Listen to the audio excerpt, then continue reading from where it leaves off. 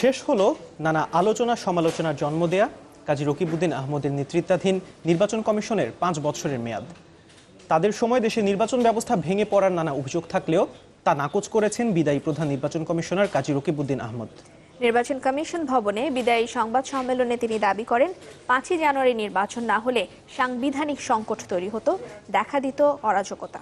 কোনো রাজনৈতিক চাপ না থাকায় সব নির্বাচন সুষ্ঠু হয়েছে বলেও দাবি তার।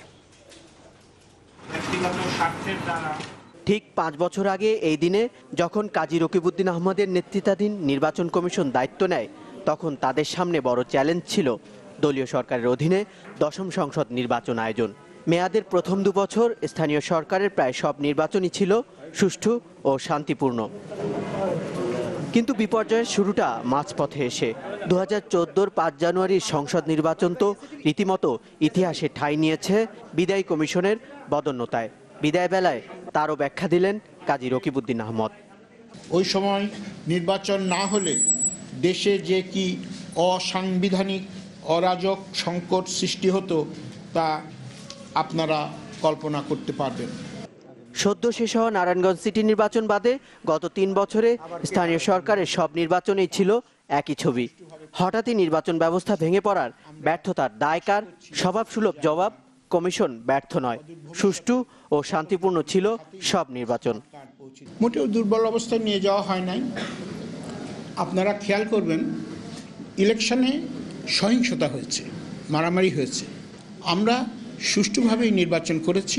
আশা করি যে ভবিষ্যতে বাংলাদেশে আরও উন্নত পরিবেশে উন্নত মানের ডেমোক্রেসি পর্যালোচনা হবে, প্র্যাকটিস হবে।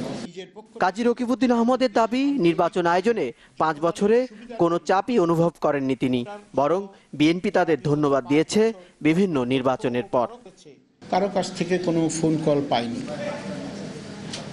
কেউ আমাকে বলেননি এটা করো কিংবা এটা করতে হবে, বরঞ্চ কিছু উল্টো জিনিস হয়েছে। মেয়াদ শেষে যখন রকিব কমিশনের বিদায় হন, তখন শপথের অপেক্ষায় নুরুল হুদা কমিশন। উত্তরসূরিদের জন্য কোনো পরামর্শ নয়, শুভকামনা জানিয়ে বিদায় নিলেন দেশের 11তম নির্বাচন কমিশন।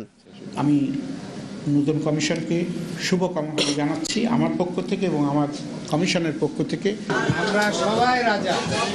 আহসান হিমেল, চ্যানেল 24, ঢাকা।